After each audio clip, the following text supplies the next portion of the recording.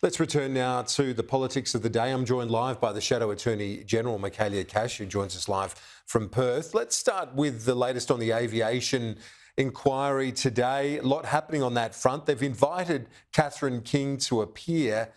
Is that unheard of, though, to have a lower house minister have to front up before a Senate committee? Well, Kieran, can I tell you, this now has more twists and turns, this sorry saga, than a Stephen King novel. What started out as a very simple question, why did the government knock back the additional flights from Qatar, has turned into a sorry saga of secrecy and evasiveness. So, yes, I think it is appropriate that Catherine King be called before the inquiry. To answer your question, there is precedent for lower house ministers to appear before an inquiry, and it's certainly, in fact, not unusual for Senate ministers to appear before inquiries.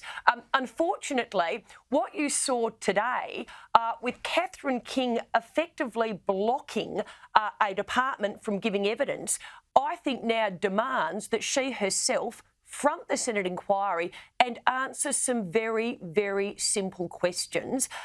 Questions to date that the public are screaming out for answers for. Why did you deny us cheaper airfares?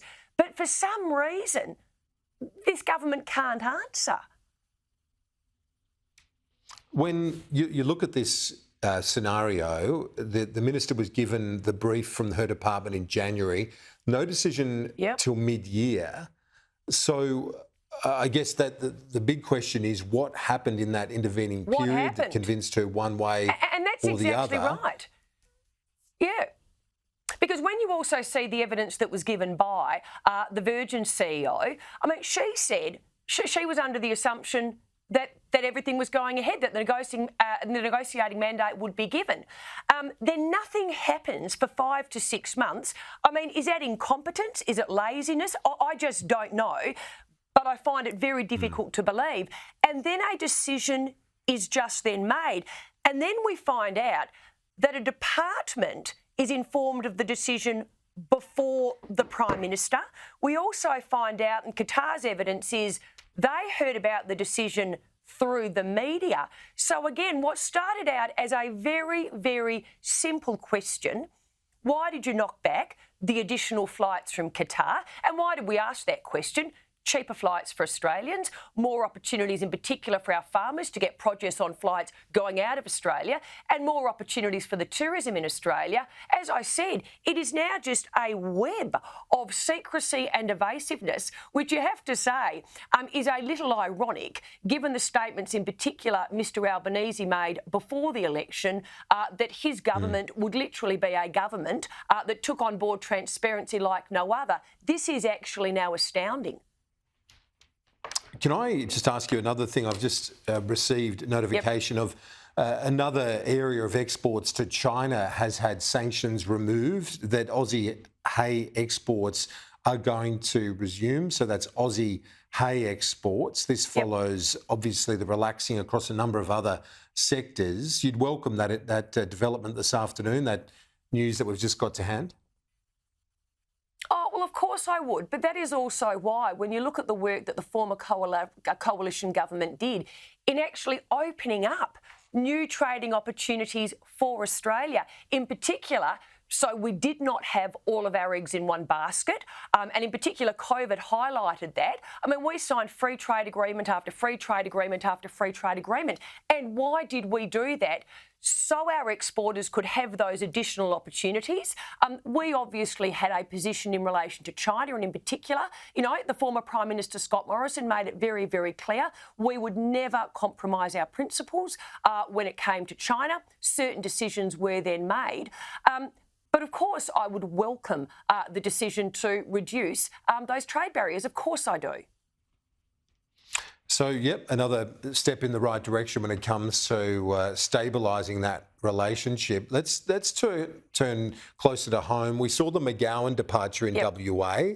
Huge boots to fill for Premier Cook, a big profile. Now Daniel Andrews gone, Jacinta Allen having that task. But those COVID-era premiers gradually departing, In terms of Victoria, does it mean that the Liberals should be back in the game? And is there any federal ramification?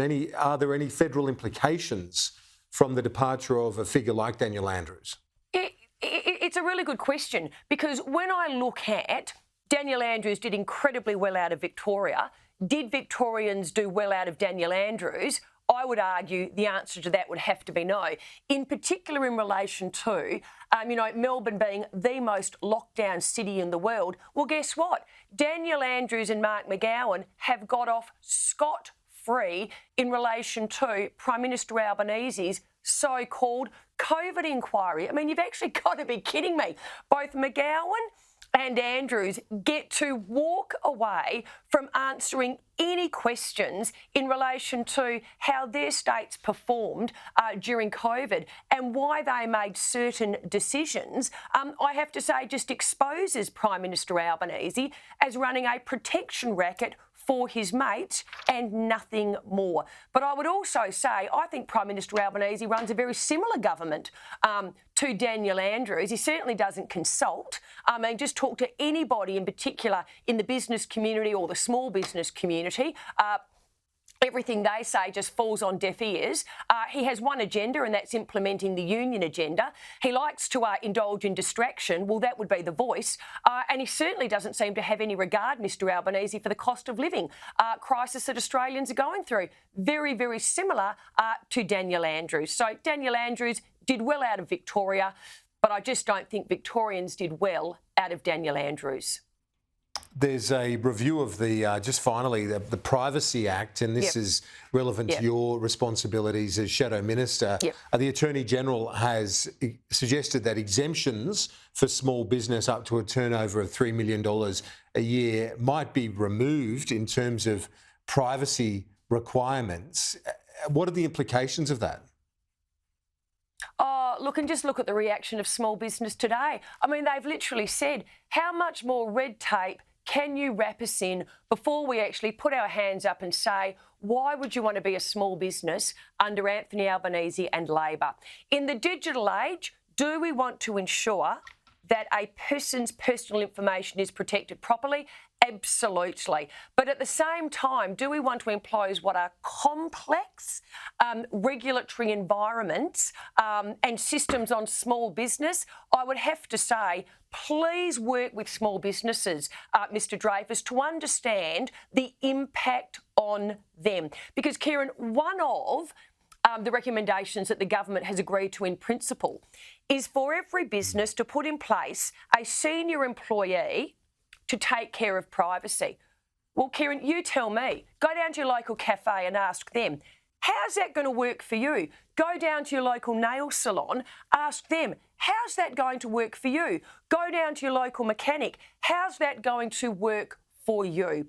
Again, there is so much more to work through here, but I do really worry under this government, small business just does not seem to get a breather. And this is just another layer of potential, complex regulation that small businesses in Australia, they just can't function with.